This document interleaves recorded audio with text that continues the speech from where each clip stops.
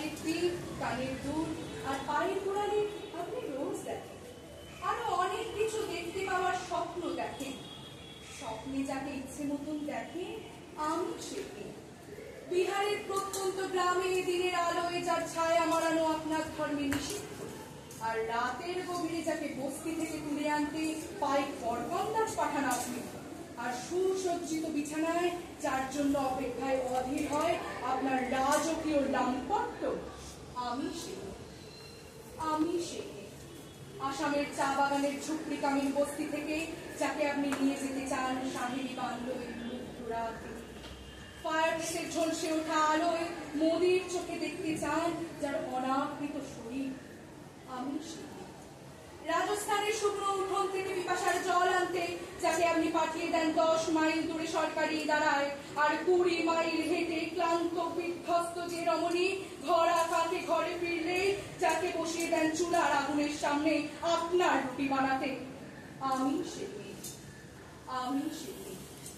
যাকে নিয়ে আপনি মগ্ন হতে চান গঙ্গার ধারে, কিংবা ভিক্টোরিয়ার সবজি, কিংবা সিনেমা হলের নীল, যার চোখে আপনি এঁকে দিতে চান ছোট স্বপ্নের কাজল আর ফুরিয়ে যাওয়া সিগারেটের প্যাকেটের মতো যাকে পথের পাশে ছুঁড়ে ফেলে আপনার ফুল সাজানো গাড়ি শুভ বিবাহ সুসম্পন্ন করতে যায় শহরের পথে।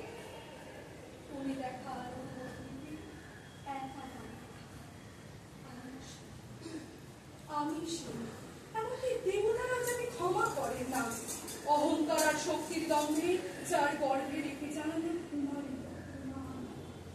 যার আর চোখের জলে কুন্তি হয়ে নদীর জলে বিসর্জন দিতে হয়।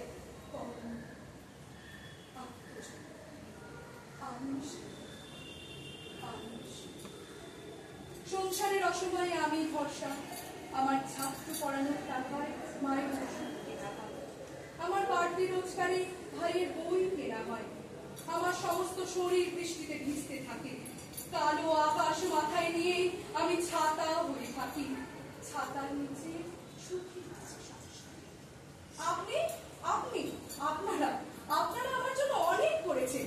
সাহিত্যে কাব্যে শাস্ত্রে লোকাচারে আমাকে মা বলে পুজো করেছেন, প্রকৃতি বলে আদিক্ষেতা করেছেন, আর শহরগঞ্জের কানাগলিতে ফুটে রং মাখিয়ে কুপি হাতেও দাঁড় করিয়ে দিয়েছেন। হ্যাঁ, আমি একদিন হয়তো একদিন হয়তো অন্য কোনো একদিন আমার সমস্ত মিথ্যে পোশাক ছুঁড়ে ফেলে দিয়ে আমি হয়ে উঠবো সেই অসামান্য।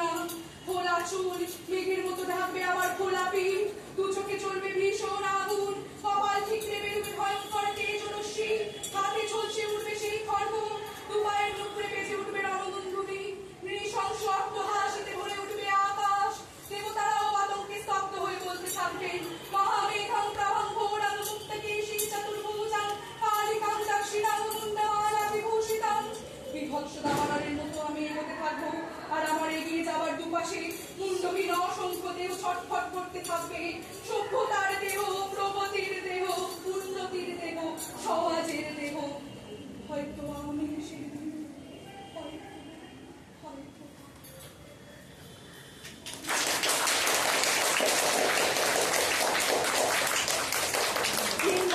সমস্ত বাঁধন প্রতিকূলতা কুসংস্কারের গণ্ডি পেরিয়ে শিক্ষাকে শক্তি ও সমাজের সেবাকে মূল মন্ত্ররূপে গ্রহণ করে নিজের কর্মজীবনকে সফল ও পরিচিতদের গর্বিত করতে সক্ষম সেই নারী তার সম্মান রক্ষায় অপারগ হয়ে পড়ে কিছু নিজ বিকৃত মস্তিষ্কের অধিকারী কীটের দংশনে।